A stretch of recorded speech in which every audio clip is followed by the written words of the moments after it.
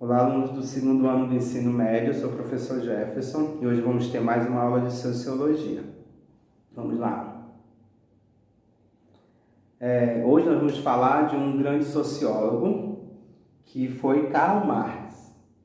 Vamos entender um pouco sobre ele. Só acho que lembro a vocês, que ele vai estar muito presente, na vida de vocês, porque as falas dele são muito atuais também e perduram até os dias de hoje. E vocês vão entender no decorrer do conteúdo. Marx, modo de produção, materialismo e lutas de classe, que justamente esse era o pensamento dele, Qual era o modo de produção? Era justamente aquele da mais-valia, do dar lá o bem. A pessoa tem um serviço e vai dar para o outro. O materialismo, muitos têm muito, poucos têm muito e muitos não têm nada. E a questão da luta de classe, que sempre vai ter, sempre existiu, e espero que um dia deixe de existir essa luta de classe, que todo mundo pense, cada um pense um no outro, Então vamos lá. O pensamento marxista hoje é parcela vital do conhecimento sociológico clássico e contemporâneo. Olha aí, a sociologia como ciência, ela foi dada na metade do século XIX, mas olha só, o pensamento de Marx lá no século passado ainda é parcela vital. Por quê? Porque é um conhecimento sociológico da sociedade que ele tinha. E hoje em dia, alguns pesquisadores, sociólogos, utilizam desse pensamento de Marx. Por quê? Porque é um pensamento atual, um pensamento que realmente instiga as pessoas a pensarem na sociedade, não somente como um depósito de indivíduos, não, mas que ela é um pensamento sociológico contemporâneo, um pensamento que sempre evolui. Não vai ficar lá no passado, um pensamento que fica para lá, que não consegue se renovar, que não pensa numa sociedade contemporânea, porque a sociedade, nós vemos que ela muda, e muda com muita facilidade, Marx não se imaginava como um cientista social, ao gosto de Durkheim. Seu desejo era pensar e revolucionar. Então ele não se considerava esse cientista social, esse sociólogo. Ele queria o quê? Pensar e revolucionar. Por quê? O ato de pensar para ele era ele pensar e agir. E esse agir era o que? Revolucionar. É o que? O indivíduo não ficar quieto, apenas recebendo algo que realmente não era bom para ele. Então o indivíduo ia pensar e ia sair dessa bolha. Era o ato de revolucionar. Era o ato da luta das classes, Porque a burguesia vai lutar contra o proletariado, ou o proletariado vai lutar contra a burguesia. Então era esse ato de pensar e revolucionar que ele tinha. Então ele era muito, por isso que talvez ele não se considerasse cientista social, porque ele era a prática. Porque pensar numa ciência social é pensar o quê? Lá na teoria, esquecer a prática. Já ele não, ele pensava no ato de pensar, revolucionar, que seria justamente essa prática. Karl Marx acabou se tornando um clássico da sociologia, mas o que ele pretendia, tanto na teoria quanto na prática, era examinar criticamente e posteriormente superar o sistema capitalista. Então, é aquilo que eu falei, ele sempre pensou na prática, ele sempre foi muito prático, talvez, Então, por isso que ele não se pensava como sociólogo, ou então como esse clássico da sociologia que nós temos hoje. Ele pensava nessa prática, realmente, do pensamento, do indivíduo realmente pensar e botar para funcionar. E também superar essa questão capitalista, que hoje o mundo gira em torno do dinheiro.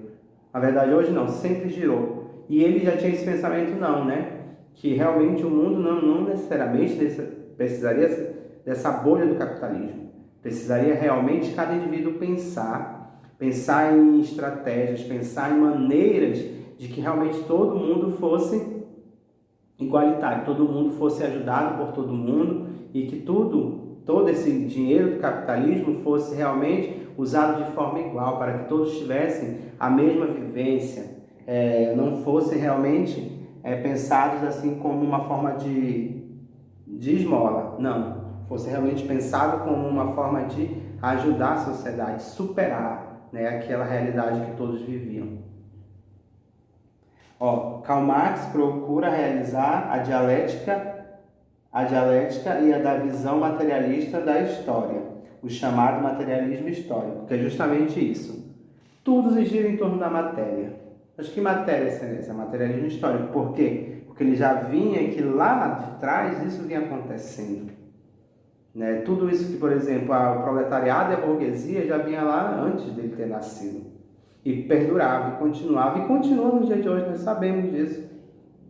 E Karl Marx tinha essa visão, realmente, dialética da história. Por quê? Da história, porque já vinha acontecendo, da dialética, porque o ato de conversar, o ato dele pensar como sociólogo, que ele não se considerava, mas ele era um sociólogo porque ele analisava a sociedade de uma maneira diferenciada, como cada sociólogo tem a sua maneira de pensar, tem a sua teoria, tem o seu conceito de pensar sobre a sociedade. E ele tinha esse jeito, né, de pensar uma visão histórica e dialética, pensar além daquilo que realmente ele estava vendo, conhecia talvez, né? Karl Marx percebe que as revoluções burguesas, olha aí, a burguesia, foram um avanço e incompletas. Continuaram a produzir desigualdades sociais, ao qual levaria e levou à luta de classes. Então, se a burguesia vai contra o proletariado, quem é que vai ganhar? A burguesia. Por quê? Porque o proletariado não necessariamente está preparado para essa luta de classes. Ele, lógico, pode reivindicar, pode questionar, mas será que ele vai estar preparado realmente para ter essa luta de classes? Ou de estar incorporado a essa burguesia? Ou então, como exemplo, né, tem o patrão e o empregado. Se acontecer alguma coisa na casa do patrão, quem vai se prejudicar? O empregado. Então era isso que ele pensava, né? Que essa revolução que a burguesia estava proporcionando aos direitos de classe, um exemplo, por exemplo, aqui no Brasil, a Previdência Social, né? E N coisas, não quero aqui tomar partido, né? Mas vamos analisar a Previdência Social hoje em dia. É isso que ele falava, é uma briga da burguesia, porque todo mundo quer o melhor para si, com certeza, mas só que não pensa no outro, e essa luta de classe é muito isso, é um querer mais do que o outro, sendo que o outro já não tem nada, e o outro que tem vai querer mais e mais e mais. Então, por isso que ele pensava numa questão de luta de classe, não somente com desigualdade, mas uma luta de classe que fosse boa, tivesse um bom sentido para ambas as partes, tanto um como o outro. Para além do comunismo, né? Então, muitas pessoas consideram Marx um comunista, né? Mas ele pensava um pouco além disso, né? Porque ele demonstrava isso que com métodos e conceitos. Vamos lá ver? O pensamento econômico de Marx é também um pensamento sociológico. Por que será? Ele se recusa a fazer da economia uma mera ciência abstrata. Porque nós pensamos em economia. Todo dia nós ouvimos alguma coisa. A economia disso, o dólar está isso, o dólar está aí, o real está aqui. Isso e aquilo. Mas isso fica muito abstrato para muitas pessoas. Não é algo que as pessoas entendam realmente. E ele não, ele queria fazer com que essa economia realmente girasse em torno de todo mundo.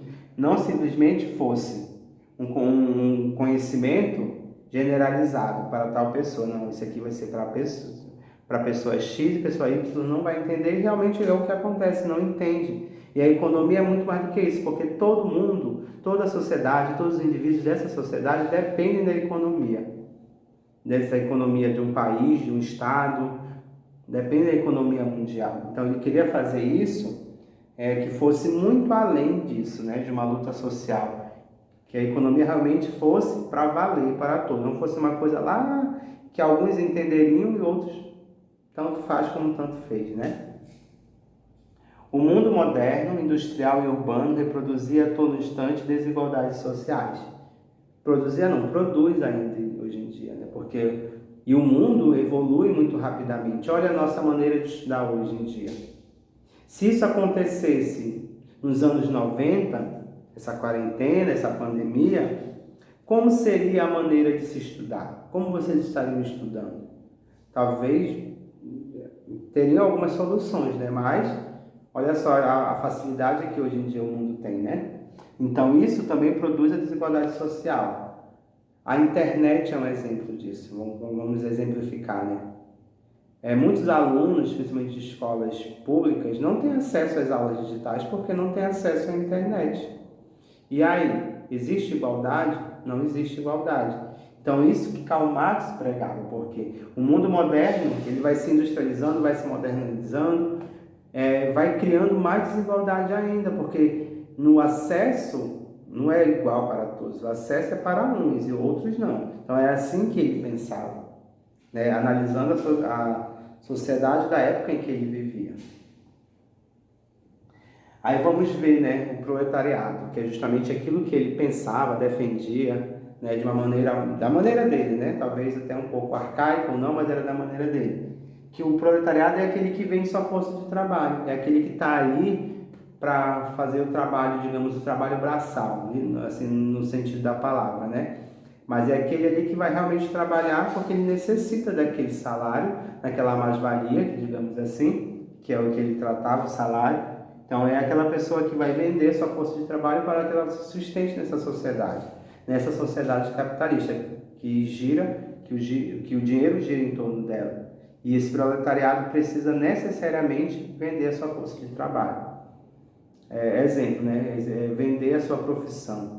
Hoje em dia, né, você tem que vender o seu diploma, né? Se você é formado em administração, economia, seja lá o que for, você tem que vender o seu diploma, não é mais nem a força do trabalho, quer dizer, vender o seu diploma, né? Tem MBA, tem pós, tem isso e aquilo. Então, mas para ele, o proletariado é esse, né? É aquele que vende a sua força de trabalho porque realmente necessita. Infelizmente, né, o mundo é capitalista, sempre foi capitalista. Então, sempre precisa de alguém para trabalhar para um outro alguém. Esse alguém vai pagar, ou necessariamente vai pagar realmente essa força de trabalho de uma maneira justa ou não. Isso vai depender, né, da burguesia, como ele colocava, né, burguesia e proletariado.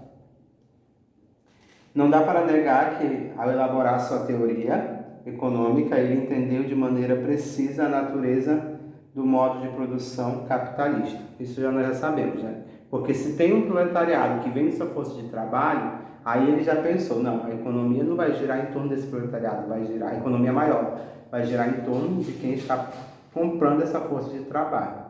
Então, justamente, Karl Marx, por mais que ele não quisesse se assumir como sociólogo, mas ele era um grande sociólogo, porque ele estava observando a sociedade de uma maneira diferenciada. Ele conseguia enxergar, talvez, de uma maneira que muitos sociólogos não enxergassem na época. E se diziam sociólogos, e ele não se considerava sociólogo, mas ele tinha uma visão da sociedade diferenciada, de ambos os lados, tanto da, digamos assim, a burguesia e o proletariado. Então esse foi o nosso conteúdo de hoje, né? Um conteúdo que é, digamos assim, um pouco, talvez até um pouco difícil de falar, porque são coisas que às vezes nem todo mundo gosta de ouvir, gosta de falar, mas que, olha só, de um passado distante, de lá de Karl Marx, perdura até os dias de hoje. Que eu citei exemplos atuais, não citei exemplos, o que aconteceu, não. Estou citando exemplos atuais. Então a gente sabe que Karl Marx favoreceu muito para a sociologia. A sociologia como ciência, apesar de ela não ser tão antiga, ela foi a partir da metade do século XIX para cá, nós estamos no século XXI, né? Tem outras ciências que são muito mais antigas, e a sociologia não. Mas Karl Marx deu esse pontapé mesmo para que a sociedade fosse reconhecida em todos os sentidos, e todos os indivíduos fossem reconhecidos. Por mais que vivesse no mundo capitalista, mas a sociedade em si, ela precisava disso. Precisava de alguém que realmente entendesse ela, todos os lados. O lado de todos os indivíduos dessa sociedade. Porque nós sabemos que a sociedade, ela tem diferentes indivíduos. Olha só, a mesma coisa olhar para o dedo das minhas mãos, né? Nenhum dedo é igual ao outro. Um é maior, outro é menor. Assim é a sociedade. Karl Marx conseguia enxergar e visualizar para que uma sociedade realmente fosse correta, todos fossem iguais, no sentido de que, principalmente, a economia fosse dividida de forma igual, e não do jeito que ele via e o que acontecia. Então esse é o conteúdo de hoje, espero que vocês tenham compreendido. Lembrando que esse já é o último conteúdo da apostila. Façam as atividades complementares, ok? Então até a próxima aula. Tchau, tchau.